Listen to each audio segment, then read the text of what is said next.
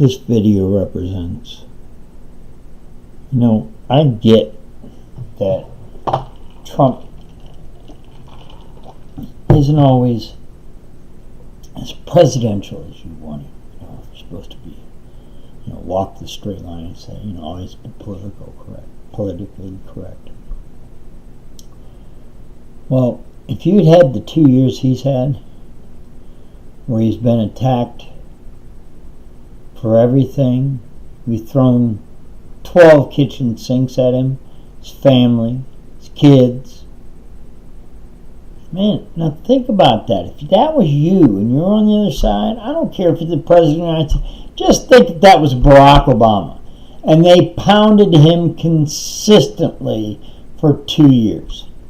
And just started making up every kind of story they could make up. That he's gay, and then all this stuff, and Michelle's really not his wife, and this was a put-together family. We could have made up all kinds of good stories. Just like his birth certificate. It took him, 2 years before he released the long version? That's how long it took him to forge it? We all know it's not correct now.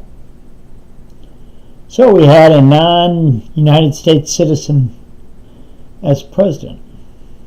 And I can't tell you how many times that was brought up. But everybody on the Democratic side, this is the worst thing that bothers me. There was more people that have gone to the Congress and White House from the Democratic Party that weren't millionaires that now are multimillionaires. How do you do that on a public salary and then you live two places?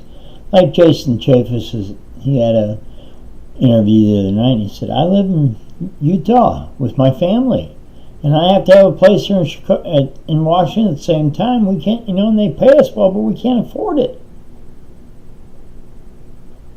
That doesn't happen in the Democrats.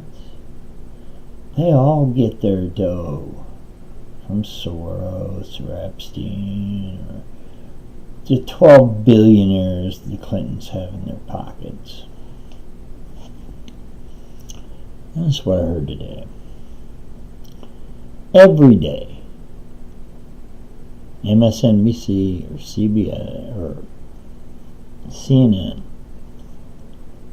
24/7, every day, 97% of their stories are a hit piece on Trump. With anonymous sources or no sources or any kind of sources. And now, since it's been released a couple of different videos where it shows that the president of CNN just says, hey, go back to Russia, it's raising our ratings. It's keeping us in business, so we have to do it.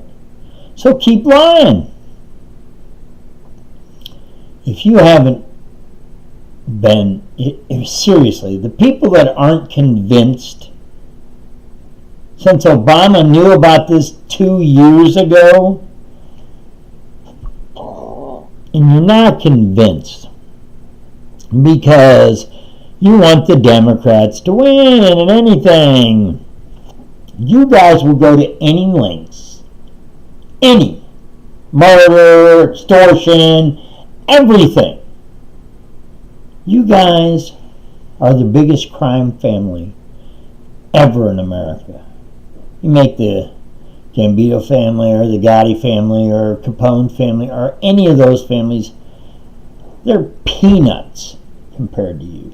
I mean, peanuts. This is, and the president, he has to listen to this stuff every day. He gets up, reading his papers, drinking a cup of coffee, and he listens to these idiots on television.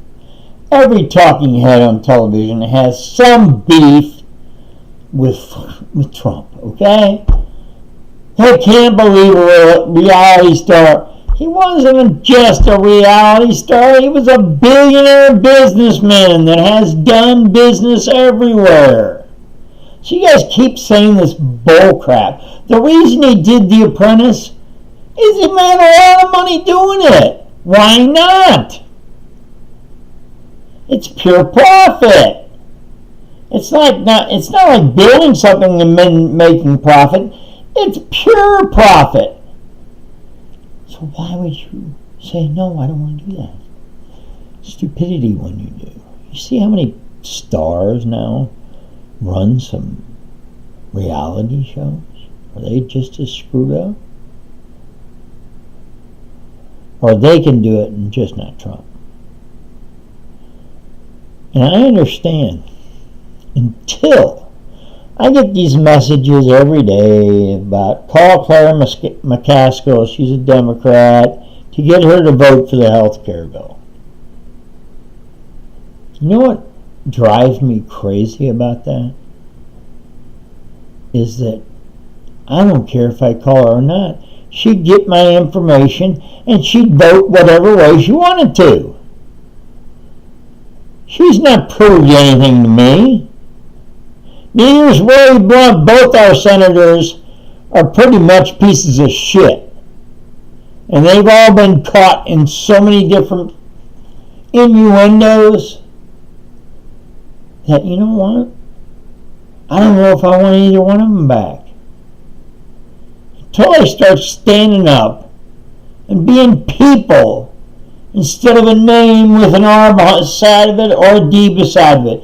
That's all you people are. That's what they put up there. They put your name and whether you're an R or a D and which state you're from.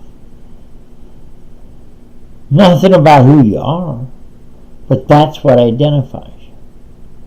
Just because I got an R behind my name, do you think for 1 second that I don't love my country? I don't care what party I'm affiliated with. I'm an American first. And as American first, screw all the other bullshit that's going around. Let's get something done before, they say, we're 20 million people in 10 years will be off of insurance. Well, that's 2 million average a year. You know what? I'll bet that's 2 million fraudulent people on Medicaid.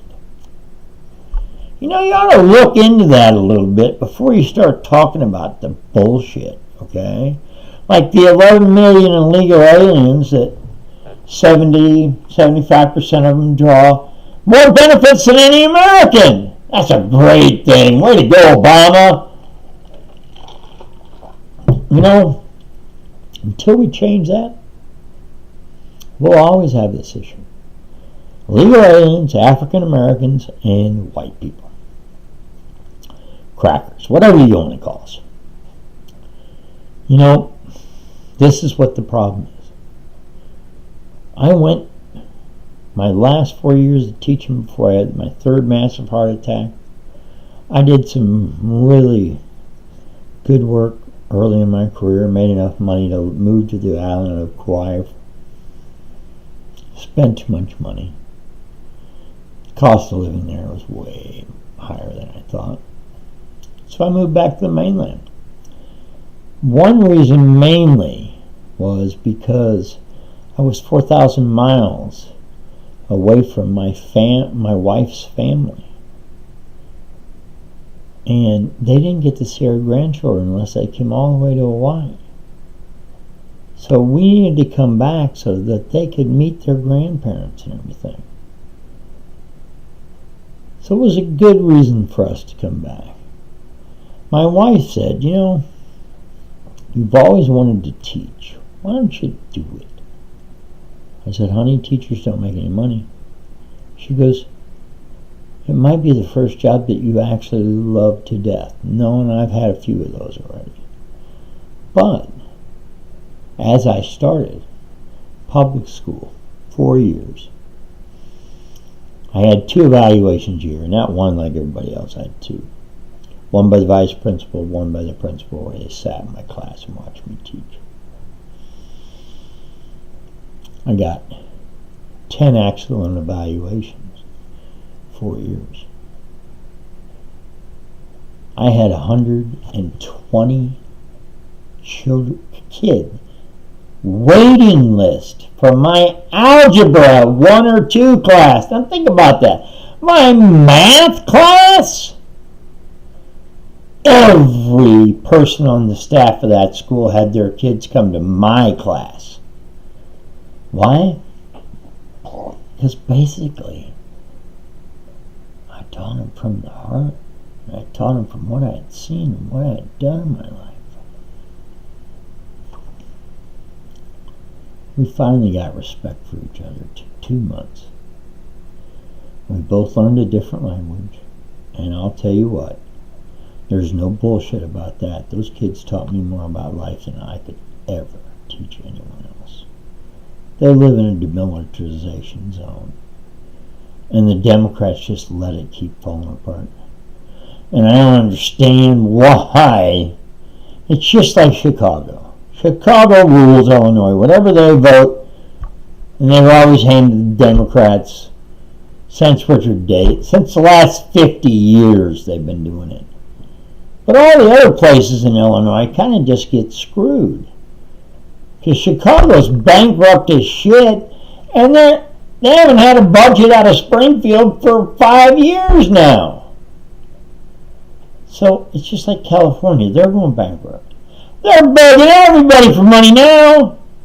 Well, if you lived out in La La Land and you used to snub your nose to us, well, hey, I'll tell you what, this is for all of you guys that think you can stand in front of my television and disrespect my president.